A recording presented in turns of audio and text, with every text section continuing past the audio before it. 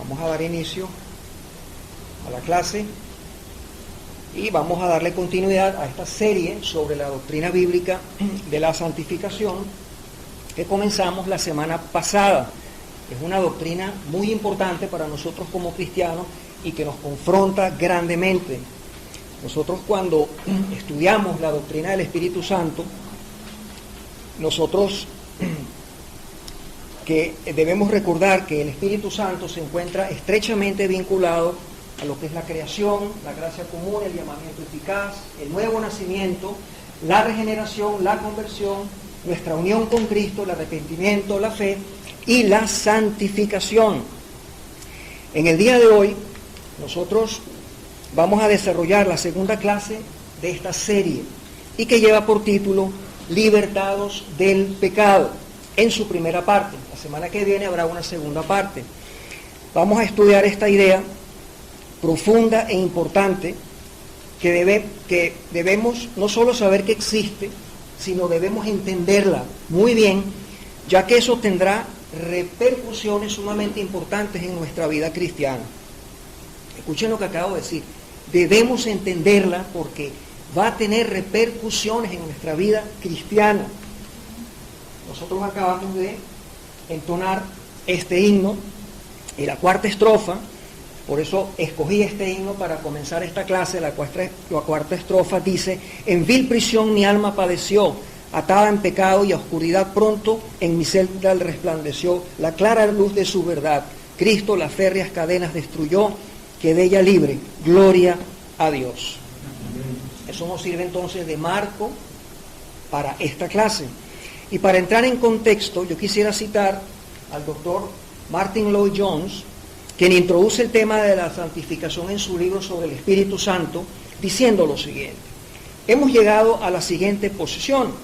Tenemos una nueva naturaleza, hemos nacido de nuevo, estamos unidos a Cristo, se nos declara justos, se nos adopta en su familia. Sí, pero ¿y el problema del pecado? No se nos ha hecho perfectos de pronto. En la vida del creyente sigue existiendo el problema del pecado y la doctrina de la santificación trata de lo que Dios hace al respecto. Entonces, en estas clases vamos a estar siempre repasando lo que vimos en la clase anterior, porque es un principio en el aprendizaje, la repetición. Entonces, vamos a repasar rápidamente algunos conceptos importantes que se dieron la semana pasada. Nosotros hablamos de la definición de la santificación, hicimos uso del Catecismo Menor de Westminster y nos dice el mismo de una manera muy sencilla que la santificación es un acto de la libre gracia de Dios por el cual todo el hombre es renovado según la imagen de Dios y es capacitado para morir más y más al pecado y vivir para la justicia. También se dijo también que la santificación es cuando se aparta algo o alguien del uso común para el uso de Dios. Cuando algo es santificado, se va a convertir en una posesión especial para Dios. Fíjense que dije cuando se aparta algo o alguien. Acuérdense que en el Antiguo Testamento habían los utensilios del tabernáculo y del templo que estaban santificados, o sea, estaban apartados para el uso exclusivo de la adoración. Hablamos también de la importancia de la santificación. Hablamos de tres cosas, tres razones por las cuales esta obra es tan importante en el plan de redención, en su revelación y su importancia, su estabilidad y balance en la vida cristiana. En primer lugar, dijimos que es central en el propósito salvífico de Dios, porque la salvación, nuestra salvación, tiene que ver con un plan eterno. Y citamos un pasaje fundamental, Efesios capítulo 1, versículos 3 al 5, donde leemos: bendito sea el Dios y Padre de nuestro Señor Jesucristo, que nos bendijo con toda bendición espiritual en los lugares celestiales, en Cristo, según nos escogió en Él antes de la fundación del mundo, para que fuésemos santos y sin mancha delante de Él. Ese fue el propósito. No nos escogió porque Él vio que íbamos a ser santos, no, nos escogió para que fuéramos santos y sin mancha. En segundo lugar, dijimos que es indispensable en la actividad salvífica de Dios.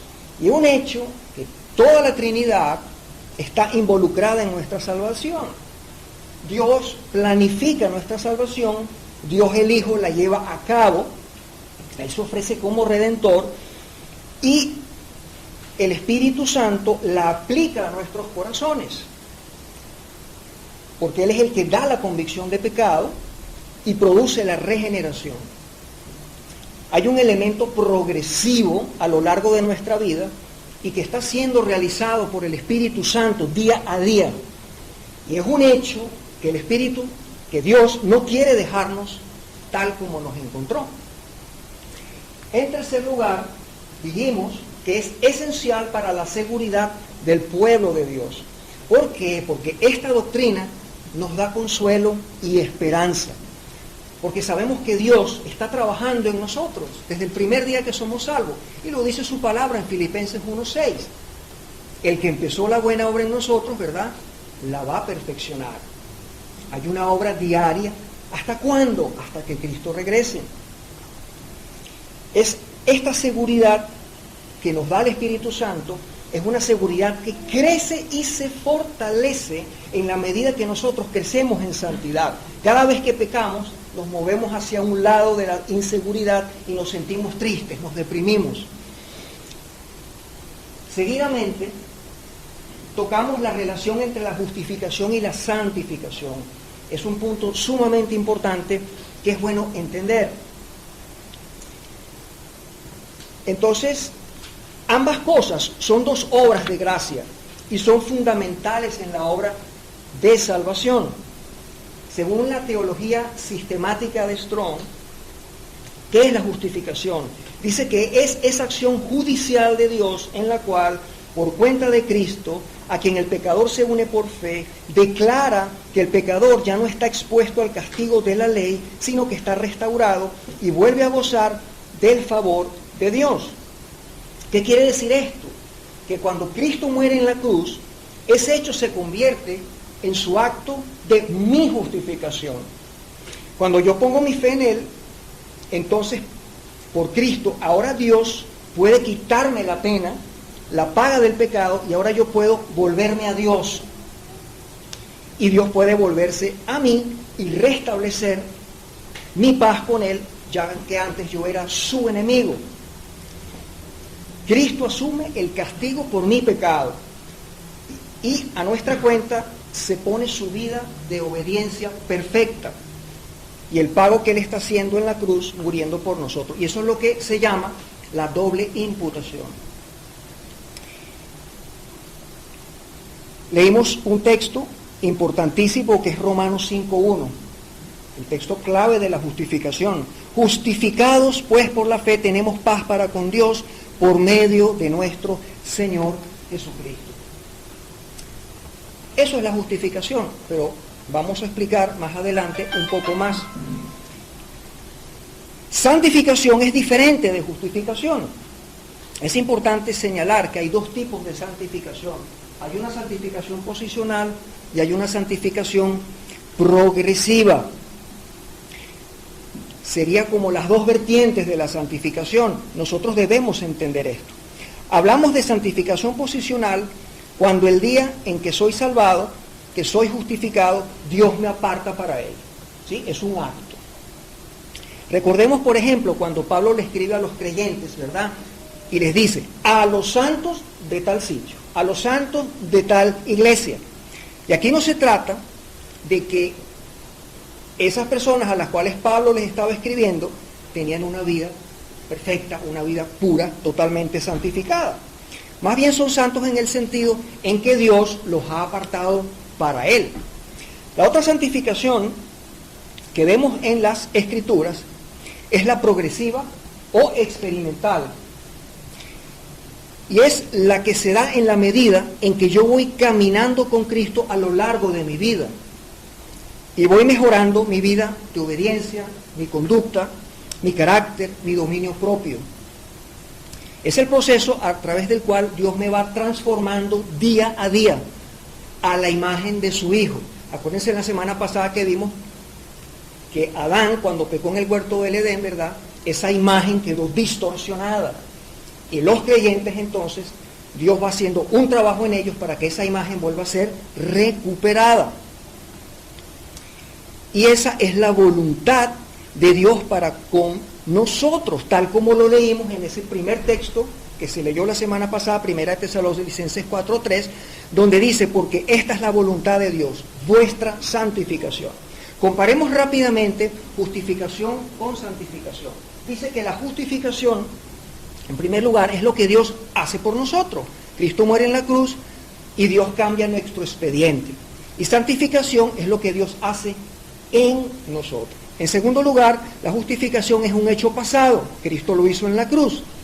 La santificación es un proceso que va ocurriendo hasta el último día de mi vida. En tercer lugar, en la justificación, Dios nos declara justos. La santificación nos va convirtiendo en justos. Vean la diferencia. La justificación, en cuarto lugar, quita la pena del pecado. Ya no vamos al infierno. La santificación controla el poder del pecado. Mientras más me santifico en mi vida, menos tiene poder el pecado sobre mí y yo complazco más a Dios. En quinto lugar, la justificación trata con el registro del pecado. Es algo legal, algo forense, es un acto judicial. La santificación trata con el corazón depravado. En sexto lugar, la justificación me da la entrada al cielo. La santificación me prepara para ir al cielo. En séptimo lugar, la justificación apunta a nuestro estado legal delante de Dios. La santificación apunta a nuestro estado moral delante de Dios. Y en octavo lugar, la justificación es un acto. La santificación es un proceso. Y a manera de resumen, nosotros podríamos decir que el autor de la santificación es Dios, la fuente de esa obra divina. Dios es movido por su gracia.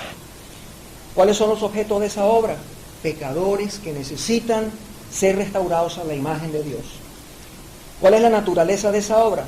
Dios nos restaura a su imagen. ¿Cuál es el alcance? Todos los aspectos de nuestra personalidad: carácter, voluntad, emociones. Las repercusiones prácticas: la capacidad progresiva de morir al pecado. Los resultados: obras de justicia y de manera progresiva. Visto esto, como un repaso ya de lo que hemos visto hasta ahora, vamos a entrar entonces de lleno, de hoy en adelante, en la doctrina de la santificación. Y para eso siempre vamos a establecer un orden, y es establecer primero los aspectos teológicos, para que podamos tener una base necesaria para así poder tratar con el aspecto práctico. Siempre debe ser así. Cuando nosotros leemos en el Nuevo Testamento, vemos que hay varias palabras e ideas distintas, ¿verdad?, sobre la santificación, y podemos llegar a la conclusión de que la santificación llega a nosotros, ¿verdad?, de esta manera, en tres etapas distintas. La etapa inicial tiene que ver con esa ruptura del creyente con el pecado, al momento de su conversión. Y eso nosotros lo vamos a estar desarrollando en esta clase. En segundo lugar, tenemos la etapa progresiva, es el proceso a través del cual nosotros vamos muriendo al pecado día a día, ya que el pecado todavía mora en nosotros y debemos ir muriendo poco a poco a él e irnos conformando a la imagen de Dios. En tercer lugar, la etapa final, en nuestro estado glorificado, ya cuando seamos perfectos, ya no habrá pecado y todavía falta un tiempo, esperemos que sea corto. Una cosa es muy cierta, mis hermanos, y es que si nosotros no sabemos qué fue lo que pasó en esa etapa inicial, ¿verdad?, no sabremos cómo pelear adecuadamente con el pecado. Por eso es que es importante escudriñar las Escrituras, qué significa cada cosa, por qué estamos donde estamos, por qué hicimos lo que hicimos. Y así nos ha pasado también con otras doctrinas. Más adelante tocar este punto. Durante esta clase solo nos vamos a concentrar en la etapa inicial de la santificación, Y vamos a desarrollar este punto por medio de 3 encabezados. ¿Qué son? En primer lugar, la base bíblica de la santificación inicial. En segundo lugar, la naturaleza de esa obra santificadora. Y en tercer lugar, los agentes que operan en esa santificación. Nos limitaremos en el día de hoy a los 2 primeros. Vamos a ver la base bíblica de la santificación inicial y la naturaleza de esa obra santificadora. Entonces, base bíblica de la santificación inicial. Hemos dicho entonces que en esta etapa, que es inicial, el creyente rompe con el pecado. ¿En qué momento? En el momento de su conversión. ¿Cuándo? Cuando el Espíritu Santo cambia el corazón del pecador. Eso es lo que nosotros llamamos regeneración. Cuando el mismo es justificado por la fe en Jesucristo. Ocurre una vez y para siempre. No admite cambios ni progresos. Todos nosotros hemos sido igualmente regenerados y justificados, ¿cierto? Es posible que de repente, bueno, sí, es posible que el apóstol Pablo haya sido más santo que tú y que yo, ¿verdad? Pero él fue igualmente regenerado y justificado, tal como nosotros. Fíjense cómo he tocado algunos conceptos, ¿verdad?, que ocurren simultáneamente. No es el propósito de esta clase, ¿verdad? Hablamos de conversión, de nuevo nacimiento, hablamos de regeneración, ¿cierto?, de justificación. Siempre es un misterio, ¿no?, cuando hablamos del orden en la salvación, y por lo menos yo pienso que estas cosas ocurren siempre simultáneamente y en el mismo momento, solo que cada una representa como una faceta diferente de la salvación, pero no nos vamos a enredar con eso hoy. La santificación, ya lo dijimos, tiene un aspecto progresivo de progreso, donde unos crecen más que otros. Y la santificación es presentada en la palabra como un acto, como ya lo dije, que ocurre una vez y para siempre. No nos vayamos a enredar con lo que estoy diciendo, lo vamos a ir explicando. En la santificación progresiva vamos a crecer poco a poco y partimos de ese acto de santificación inicial. No lo dije al principio, hay una santificación inicial, posicional, y hay una progresiva, porque son las ideas que la palabra nos enseña. Bueno, sí, puede ser, hay 2 santificaciones, bueno, es un aspecto de la santificación, como 2 caras de la misma moneda. Una da origen a la otra. Fíjense, como estamos en la parte de la base bíblica, ¿no?, vamos a ir tocando algunos textos. Y tenemos este texto, 1 Corintios 1, versículos 1 y 2. Dice: Pablo, llamado a ser apóstol de Jesucristo por la voluntad de Dios, y el hermano Sóstenes, a la iglesia de Dios que está en Corinto, a los santificados en Cristo Jesús, llamados a ser santos, con todos los que en cualquier lugar invocan el nombre de nuestro Señor Jesucristo, Señor de ellos y nuestro. Fíjense lo que dice, ¿no? A los santificados, llamados a ser santos, que es juego de palabras, ¿no? Bueno, ahí está claro. Han sido apartados, pero son llamados ahora a progresar en su santificación. Esta palabra, santificado, que aparece aquí, está en voz pasiva y está en un tiempo perfecto. ¿Qué quiere decir esto? Que el sujeto aquí, que es el creyente, es el que recibe la acción del verbo. Esta acción del verbo, en este tiempo verbal, indica una acción que ocurrió en el pasado, una vez y para siempre, pero cuyos resultados permanecen en el tiempo presente. ¿Nosotros podemos decir que esa iglesia, Corintio, era perfecta? Absolutamente no. Parece ser que era una de las más problemáticas que habían. Más adelante nosotros podemos reforzar esta idea, ¿verdad?, cuando leemos en la misma carta, capítulo 6, versículo 11, cuando Pablo, después de mencionar una larga lista de pecados bastante graves, les dice: y esto erais algunos, mas ya habéis sido lavados, ya habéis sido santificados, tiempo pasado, ya habéis sido justificados en el nombre del Señor Jesús y por el Espíritu de nuestro Dios. Otra vez aquí tienen ustedes 3 verbos en tiempo perfecto, que apuntan a la regeneración, a la justificación y a la santificación. Otros textos que podemos ver en la palabra que tienen que ver con esta misma idea, tenemos Hechos 20:32. Dice así, la palabra de Dios: y ahora, hermanos, os encomiendo a Dios y a la palabra de su gracia, que tiene poder para sobreedificaros y daros herencia con todos los santificados. Hebreos 10, del 11 al 14. Y ciertamente todo sacerdote está día tras día ministrando y ofreciendo muchas veces los mismos sacrificios que nunca pueden quitar los pecados. Pero Cristo, habiendo ofrecido una vez y para siempre un solo sacrificio por los pecados, se ha sentado a la diestra de Dios, de ahí en adelante esperando hasta que sus enemigos sean puestos por estrado de sus pies, porque con una sola ofrenda hizo perfectos para siempre a los santificados. Aquí vemos cómo el escritor expone primeramente la diferencia entre los dos sacrificios y al final se refiere a los creyentes que gracias a ese sacrificio perfecto realizado por Cristo, cada uno de nosotros fue santificado y hecho perfecto. Si hemos sido santificados para siempre, entonces, ¿por qué tenemos en esta vida, día a día, una lucha tan terrible contra el pecado? ¿Qué fue entonces lo que sucedió en nuestra conversión, en nuestra santificación inicial? Y conocer esta respuesta es vital para la santificación progresiva. Yo tengo que saber qué pasó realmente ese día, ya que si no conocemos eso, no podremos pelear correctamente contra el pecado. Piense que Dios nos está dando las herramientas suficientes y necesarias para esa lucha diaria. La ignorancia siempre va a traer consecuencias.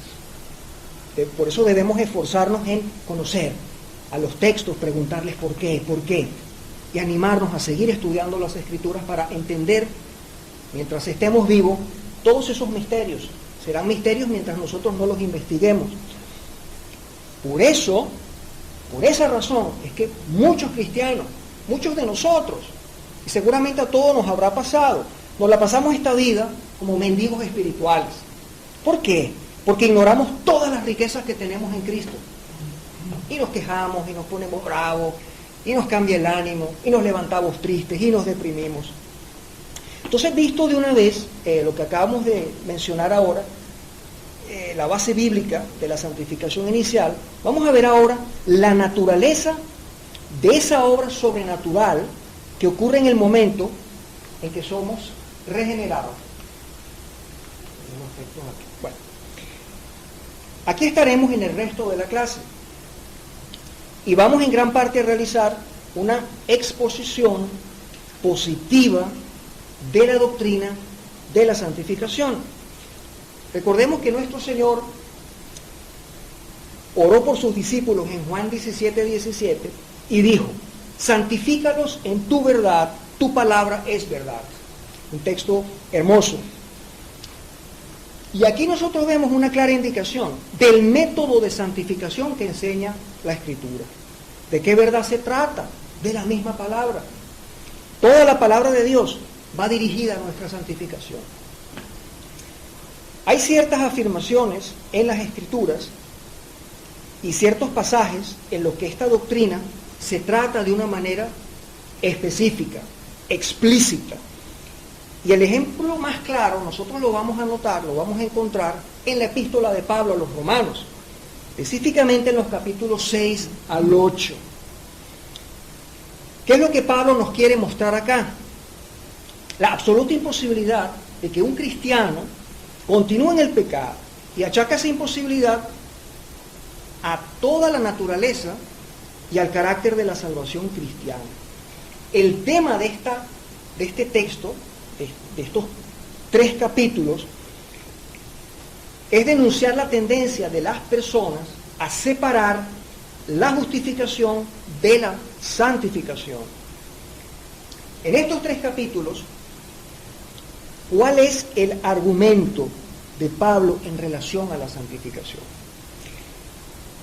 Para poder responder esto, es necesario irnos al capítulo 5, al capítulo previo a esta porción. En Romanos 5, Pablo concluye con el desarrollo de la doctrina bíblica de la justificación, que es la conclusión de todo lo que él ha venido desarrollando en los capítulos precedentes en relación a la doctrina del pecado, que empieza en Romanos capítulo 1, ¿cierto? Acuérdense, en el capítulo 3 ya Pablo ha desarrollado más o menos la doctrina del pecado y llega entonces a los versículos 9 y 10 cuando dice, no hay justo ni aun uno, ¿verdad? Y luego cuando llega al versículo 23, por cuanto todos pecaron y están destituidos de la gloria de Dios, y siguen desarrollando la doctrina del pecado. Entonces uno empieza a desesperarse, bueno, Señor, ¿qué pasa, no? Ya va, vamos a llegar luego al capítulo 5, y ahí entonces viene un refrigerio. Se trata entonces la doctrina bíblica de la justificación. Leemos en el versículo 1 que ya fuimos justificados por la fe y que ahora tenemos paz para con Dios, gracias a la unión que tenemos con Cristo. Y es por esto que todos los beneficios de esa obra expiatoria nos pertenecen. En la segunda mitad del capítulo 5 se nos enseña que todos estamos en Adán, y que debido a eso nosotros caímos con él y cosechamos las consecuencias de su pecado. ¿Cuáles son esas consecuencias? Que cada uno de nosotros está dominado por el pecado. Nacemos en esclavitud. Tenemos un candado, una cadena. Satanás es nuestro amo. El pecado se enseñorea en nosotros. Nos gusta pecar, buscamos excusas para pecar. Estamos dominados, tenemos una naturaleza corrupta. Y que eso es lo que Pablo ya desarrolló en los primeros capítulos de su carta. A ellos les gobierna la voluntad de la carne y de los pensamientos y se encuentran en un estado de confusión. Y todos son responsables por sus pecados y serán juzgados por ello. Pero en este capítulo también Pablo nos enseña que en Jesucristo hay salvación. Hay salvación. La justicia y la obediencia de Cristo nos pertenecen a nosotros. Fíjense que el capítulo 5 dice, por un lado, Adán era nuestra cabeza federal, nuestro representante, pero Cristo también lo es. Por la fe nos apropiamos de esa justicia, su muerte en la cruz, y su vida de perfecta obediencia se pone a nuestro favor. Es como que si en el cielo Dios tuviera un gran documento donde dice, fulano de tal, culpable, condenado al fuego eterno. Y entonces Dios agarra ese papel, pone un sello, dice anulado, lo voltea y dice justificado por los méritos de Cristo. Un cambio de expediente, algo que pasa sin que nos damos cuenta. Ojo, pero nosotros aquí de este lado estamos creyendo por fe, por gracia. Pablo concluye su idea en los versículos 20 y 21. Pero la ley se introdujo para que el pecado abundase, mas cuando el pecado abundó, sobreabundó la gracia. Vamos entendiendo un poco cómo Pablo va escribiendo, ¿cierto? Mas cuando el pecado abundó, sobreabundó la gracia, para que así como el pecado reinó para muerte, así también la gracia reine por la justicia para vida eterna mediante Jesucristo, Señor nuestro. ¿Qué quiere decir Pablo aquí?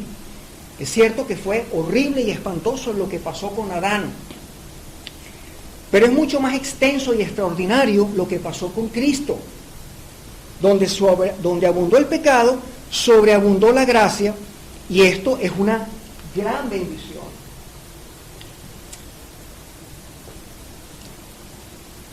Esa es entonces nuestra salvación. Pero ¿qué tipo de salvación tenemos nosotros aquí? ¿Es acaso un mero perdón de pecados? Absolutamente no. Por eso, como Pablo conocía la naturaleza humana, vamos a ponernos en los zapatos de Pablo, él está escribiendo, él llega al final del capítulo 5. Entonces, él como sabía cómo somos nosotros, en el capítulo 6 él se adelanta a una objeción que él piensa que se va a poder levantar más adelante. Entonces, si eso que dice Romanos 5, 20 y 21, los dos versículos que leímos anteriormente, si eso es así, bueno, vamos a pecar entonces para que la gracia abunde.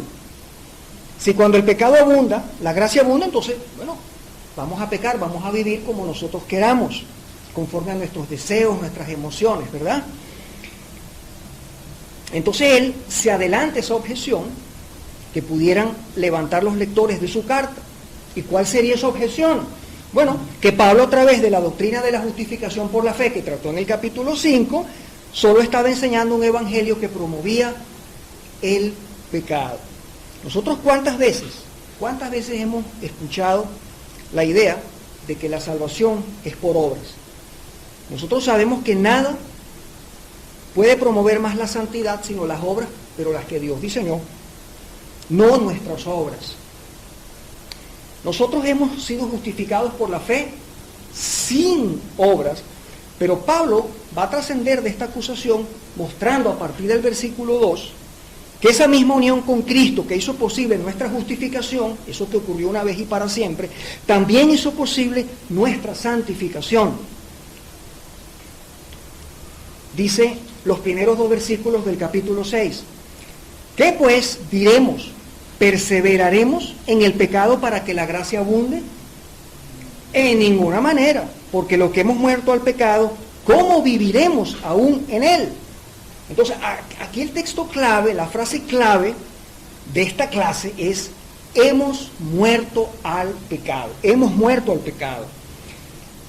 Y esta es una idea bastante abstracta en el reino espiritual. Y para poder entender lo que es morir al pecado, debemos primero entender lo que es vivir al pecado. Antes de ser creyentes, estábamos vivos al pecado. Teníamos una relación muy estrecha con el pecado que ahora no tenemos.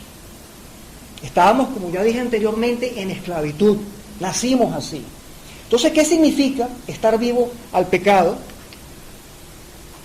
¿Qué significa ser su esclavo? Bueno, significa dos cosas. En primer lugar, significa que el pecado tenía dominio sobre nosotros, que éramos sus esclavos. Dice el texto en Romanos 6:14, porque el pecado no se enseñoreará de vosotros, pues no estáis bajo la ley, sino bajo la gracia. Antes el pecado sí se enseñoreaba de nosotros, Él era nuestro Señor.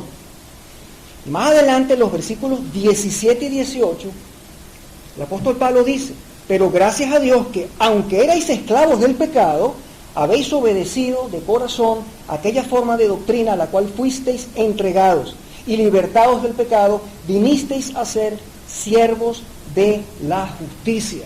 ¿Ven las dos ideas? Y él complementa esta idea en el versículo 20, donde leemos: porque cuando erais esclavos del pecado, erais libres acerca de la justicia. Esto significa que el pecado, como ya lo dije, era nuestro Señor, nos dominaba. Y ese señorío es tan poderoso que muchas veces hay personas que dejan de practicar el pecado donde están ahogándose simplemente para comenzar a practicar otro pecado. Entonces siguen en la esfera del pecado. En segundo lugar, significa estar vivos al pecado, ser libres de la justicia, como leímos en el versículo 20, porque cuando erais esclavos del pecado, erais libres acerca de la justicia. ¿Qué quiere decir esto? En ese tiempo de esclavitud al pecado, ¿verdad?, nuestras conciencias no se sentían atadas al dominio de la ley de Dios, ¿verdad? La ley decía una cosa, la palabra decía algo, ¿verdad?, pero nuestra alma gritaba: yo soy libre de esa ley, porque yo no conozco otro Dios que el Dios de mis deseos, el Dios de mi punto de vista particular, de las cosas que me enseñaron en la sociedad, en la familia. Fíjense ustedes, qué interesante las palabras del faraón cuando es confrontado por Moisés y Aarón. Éxodo 5, versículos 1-2. Fíjense lo que dice. Después Moisés y Aarón entraron en la presencia de Faraón y le dijeron: Jehová, el Dios de Israel, dice así: deja ir a mi pueblo a celebrarme fiesta en el desierto. Y miren lo que responde Faraón: ¿quién es Jehová? ¿Quién es ese Señor? Para que yo oiga su voz y deje ir a Israel. Yo no conozco a Jehová, ni tampoco dejaré ir a Israel. Y así es como piensa el inconverso. Así pensábamos nosotros. Dios dice esto, aquello, pero yo opino. Yo tengo mi última palabra y esa es la que voy a seguir. Él se encuentra entonces de esa manera, como dice el texto, libre de la justicia. Es libre completamente. Su conciencia no está atada a la ley de Dios. Eso es entonces lo que es estar vivos al pecado. Pero ¿qué significa entonces morir al pecado? ¿Qué significa? Que el dominio que el pecado antes ejercía sobre nosotros ha sido roto. Dios ha declarado un acto de emancipación espiritual. Nosotros ya no somos más esclavos del pecado, sino somos esclavos de su palabra, de la ley de Dios. Ya dejamos de vivir en aquella esfera donde nos encontrábamos antes, con una anestesia en la conciencia. Éramos, pero no lo sabíamos. Él era nuestro Rey y Señor, el pecado. Y es importante que yo en este momento les aclare algo que me pareció importante exponerlo en esta clase. Y me parece bien interesante, porque fíjense que hablamos todo el tiempo de esclavitud, hablamos de ser libres. Hay un tema ahí que me parece interesante que aclaremos acá. Y nosotros podemos ver en la enseñanza del apóstol Pablo, y también en la de Jesús, cómo ellos utilizan el tema de la esclavitud. Comenta John MacArthur en su conocido libro Esclavo lo siguiente. Tengo una cita de varias partes del libro que me parecieron ideales para exponerlas en el día de hoy. Fíjense ustedes, nuestro Señor no apoyó ni denunció la institución de la esclavitud tal y como existió en sus días.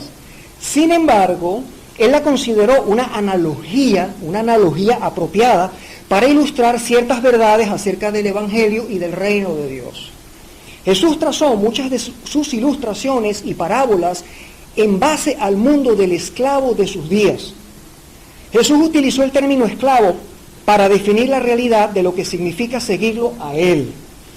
Los creyentes una vez fueron esclavos del pecado y ellos reciben libertad espiritual y descanso para sus almas a través de la relación salvadora con Él. La vida de un esclavo consistía en una rendición absoluta, sumisión y servicio a su amo. Las personas en los días de Jesús reconocerían inmediatamente este paralelo. Es importante señalar que en tiempos romanos los esclavos no elegían a sus amos, sino que los amos elegían a sus esclavos. Ahí vemos la doctrina de la elección soberana. Los esclavos estaban enteramente sujetos a las opiniones y decisiones de los compradores potenciales. Se hacía comercio con los esclavos, pagaba dinero por ellos. Puesto que los esclavos eran cosas, eran bienes meramente comerciales, debían comprarse y venderse o transferirse su propiedad de cualquier manera, sin nada que decir por parte de ellos. La transferencia de un esclavo era un asunto técnico, pero con frecuencia podía ocasionarla una adquisición. Encontramos un ejemplo de esa imagen en 1 Corintios 6:20 y 7:23, donde aprendemos que somos comprados por precio. En materia de esclavo y su adquisición, la voluntad del esclavo era totalmente irrelevante. Dios entonces, de la misma manera que aquellos esclavos eran comprados por algún amo, Él rescata a los esclavos del pecado que Él mismo ha elegido. Pero, ¿cómo el Nuevo Testamento responde a esa pregunta? Lo hace con la doctrina de la redención. Muy importante este punto, mis hermanos. La doctrina de la redención. Un concepto que nuevamente toma prestado de las imágenes del mercado romano de esclavos y del éxodo de Israel de la esclavitud de Egipto. La Escritura utiliza dos palabras griegas para transmitir la verdad de la redención, y una de ellas es agorazo, la cual significa comprar o adquirir. Y este es el fin de la cita.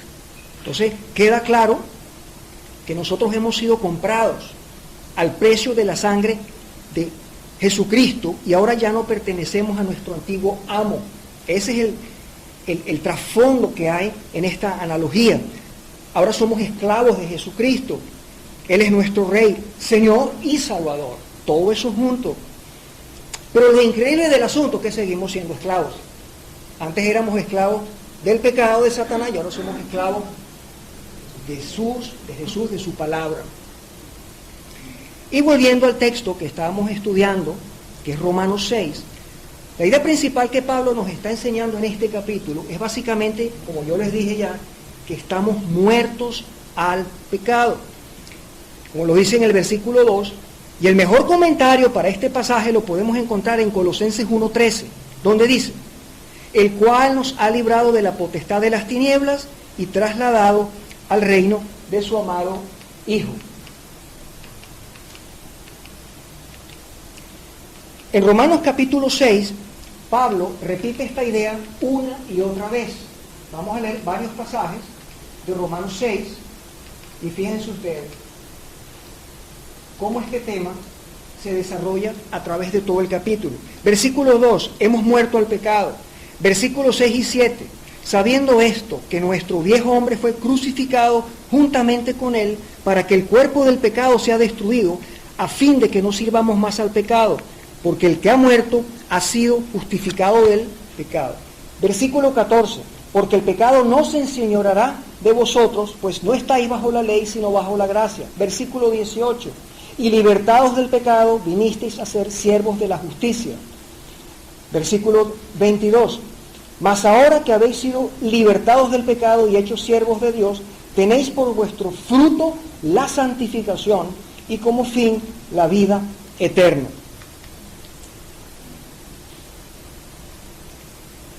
Aún en el día de hoy, el pecado sigue siendo nuestro enemigo. Hemos hablado mucho de morir al pecado, pero sigue él siendo nuestro enemigo en el tiempo presente.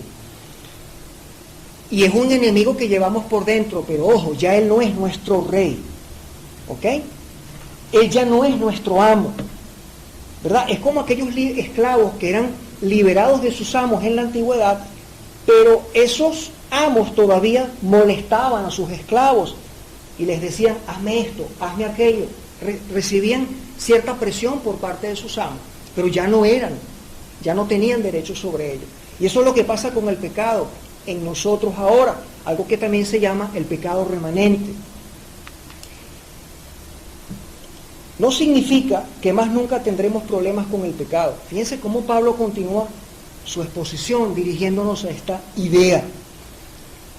El mismo que declara en Romanos capítulo 6 que hemos muerto al pecado, es el mismo que en Romanos 7 declara. Entonces yo quiero que ustedes vean ahora el paso de Romanos 6 a Romanos 7. ¿Verdad? Llegamos a Romanos 6 y estamos contentos porque hemos muerto al pecado. Pero entonces viene la inquietud, pero sigo pecando. Entonces eso lo va a aclarar Pablo en el capítulo 7. Dice el texto, a partir del versículo 23, que es al final ya del capítulo 7. Pero veo otra ley en mis miembros que se rebela contra la ley de mi mente y que me lleva cautivo a la ley del pecado que está en mis miembros. Miserable de mí, ¿quién me librará de este cuerpo de muerte? Gracias doy a Dios por Jesucristo nuestro Señor.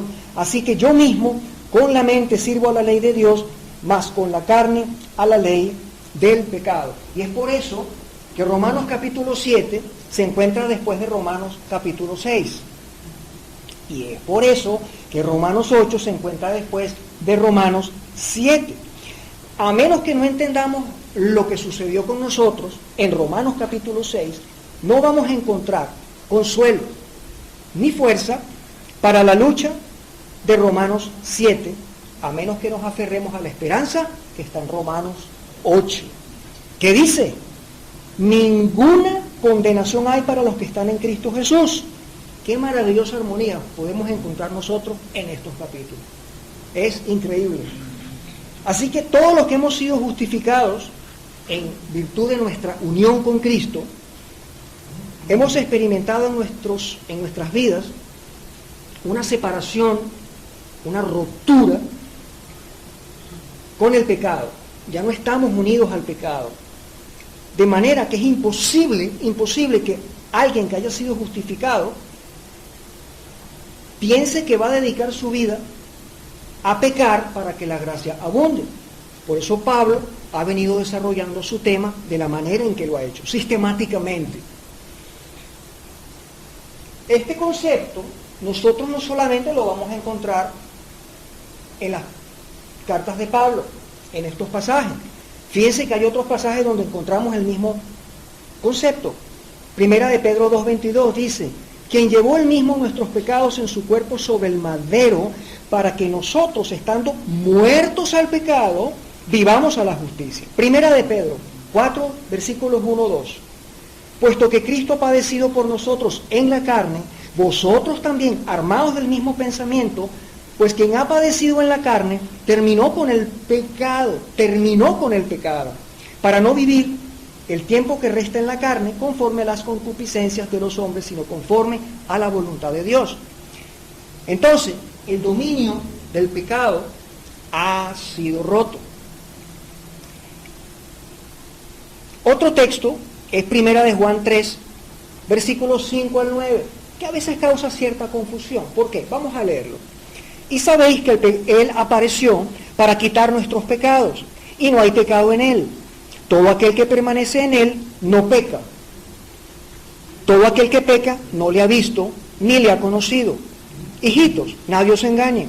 El que hace justicia es justo, como Él es justo. El que practica el pecado es del diablo, porque el diablo peca desde el principio. Para esto apareció el Hijo de Dios, para deshacer las obras del diablo. Todo aquel que es nacido de Dios no practica el pecado, porque la simiente de Dios permanece en él y no puede pecar porque es nacido de Dios. Un momento, no practica el pecado, o sea que no pecamos más. Hay que tener cuidado porque aquí se trata, no de que ya tú no vas a pecar más nunca, eso sería una mentira, sino que ya no tienes al pecado como el hábito de tu vida. Es en ese sentido, porque ya el pecado deja de tener poder sobre cada uno de nosotros. Ya para concluir, podríamos hacer algunas observaciones finales y algunas aplicaciones prácticas que son de mucha importancia. En primer lugar, la experiencia de la cual nos habla Romanos 6 no depende de mi conocimiento de Romanos 6. A medida que nosotros vamos conociendo, vamos creciendo en el conocimiento de la verdad de Dios, y vamos obteniendo una comprensión más precisa de lo que sucedió cuando nos convertimos, ¿verdad? Eso va a ser sumamente importante. Conocer a fondo qué fue lo que nos pasó a nosotros. La mayoría de nosotros empezamos a conocer todos estos detalles, no el día de nuestra conversión, ¿verdad que no? Nos enteramos mucho después. Qué increíble, ¿no? Conocer que todos esos detalles que están detrás del telón de nuestra salvación, los venimos a conocer a veces hasta muchos años después. Pero antes de entender estas cosas, ya estaban haciendo una gran influencia en nosotros. ¿Por qué? Porque el Espíritu Santo ya había comenzado a hacer la obra en nosotros. Se lleva el tiempo que quiere, es un acto progresivo, ya lo hemos dicho. Yo no sé a cuántos de ustedes le pasó, a mí me pasó. Yo no sé exactamente cuál fue el día que yo fui realmente salvado, justificado. ¿Ok? Pero me di cuenta que en mi peregrinación como cristiano, de pronto comenzaba a estudiar por influencia de libros, de prédicas o de hermanos, comenzaba a descubrir ciertas doctrinas y era como una tremenda luz que venía a nuestra alma, a nuestra mente. Seguramente les pasó a ustedes cuando conocieron las doctrinas de la gracia, las 5 solas de la Reforma, por ejemplo, a mí me pasó. Y así, con todos estos conceptos que hemos venido analizando, y muy específicamente el que estamos estudiando hoy, que es la muerte del pecado. ¿Qué fue lo que sucedió ese primer día? En segundo lugar, esta santificación inicial de la que habla Romanos 6 ha sido experimentada por todo creyente. Juan lo dice claramente: el que practica el diablo, en el texto que leí anteriormente, el que practica el pecado es del diablo. Y más adelante dice: todo aquel que es nacido de Dios no practica el pecado. ¿Por qué? Porque ese dominio del pecado ha sido roto para todo creyente. Y en tercer lugar, esta experiencia inicial de la santificación, la cual ocurrió desde el inicio de nuestras vidas cristianas, es la base sobre la cual podemos crecer en el proceso de santificación progresiva. Entonces sí es necesario conocer, sí es necesario saber, informarnos, saber qué fue lo que pasó. Si nosotros no entendemos que el dominio del pecado ha sido roto, el pecado va a regresar jugando con nosotros. Y te va a decir continuamente, tú no puedes conmigo. Pero este entendimiento es lo que nos va a fortalecer para crecer progresivamente en santidad y poder luchar adecuadamente con el pecado. Fíjense lo que dice Juan 17:17, nuevamente, santifícalos en tu verdad, tu palabra. Entonces, la palabra va a ser la herramienta que vamos a usar nosotros para poder conocer más y tener suficientes armas para seguir adelante. Y como reflexión final, podemos decir a cada uno de nosotros acá, lo hago a manera de pregunta y me incluyo yo también, si realmente nosotros hemos sido liberados del dominio del pecado. El verdadero creyente está luchando por su santidad, conscientemente. O sea, yo quiero luchar por mi santidad. Estoy luchando para agradar a Dios en todo. No es solamente un deseo de evitar las consecuencias del pecado, no. Es una motivación, es agradarlo a Él en todo. No quiero pecar para no ofender a un Dios infinitamente santo, que nos ha salvado de la perdición eterna. Un verdadero creyente sabe que en la ley de Jehová está su delicia, que en ella medita de día y de noche. Y toda su manera de pensar, toda su manera de hablar, toda su manera de actuar va a estar guiada por la palabra. ¿Y qué pasa? Que cada vez que desobedece esa palabra, eso le va a crear un fuerte problema de conciencia. Y el verdadero creyente cuenta con una importante promesa, las promesas de Dios. Qué importante es echar mano de estas promesas. Y una de ellas es Filipenses 1:6. Y es que Dios inició una obra extraordinaria en nosotros y Él ha prometido perfeccionarla a pesar de nosotros. ¿Hasta cuándo? Hasta que Cristo regrese. Ojo, pero hay algo interesante acá, y es que somos responsables también en ese proceso. Tenemos también algo que hacer. Debemos actuar, como lo dice el mismo texto, en la misma epístola de Filipenses, un capítulo más adelante, el capítulo 2, versículos 12 y 13.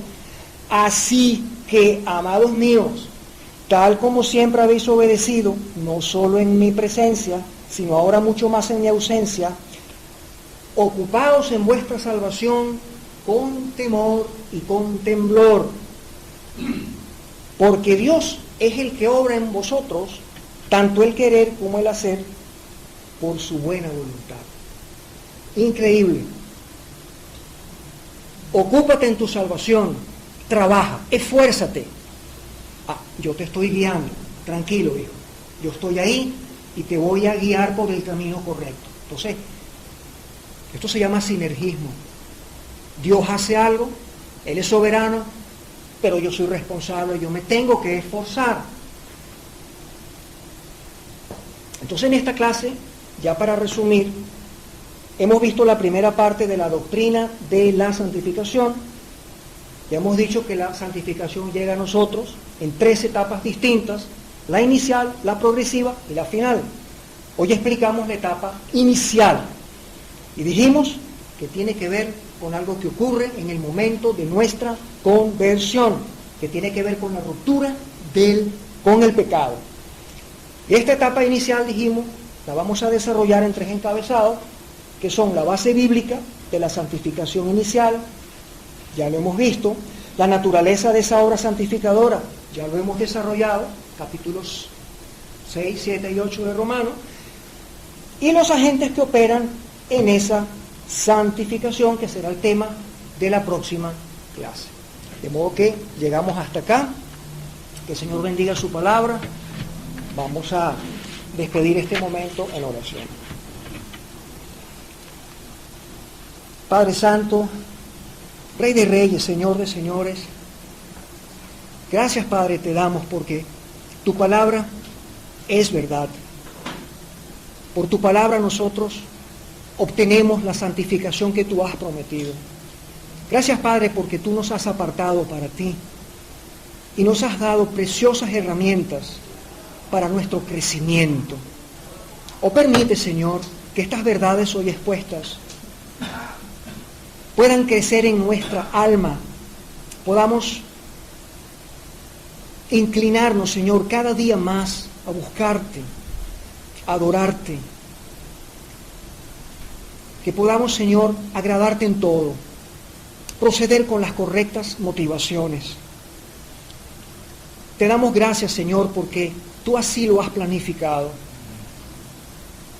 Y nosotros nos rendimos delante de ti, Señor, para que nos guardes, nos protejas, nos cuides, nos guíes por ese camino tan precioso que has tallado para nosotros.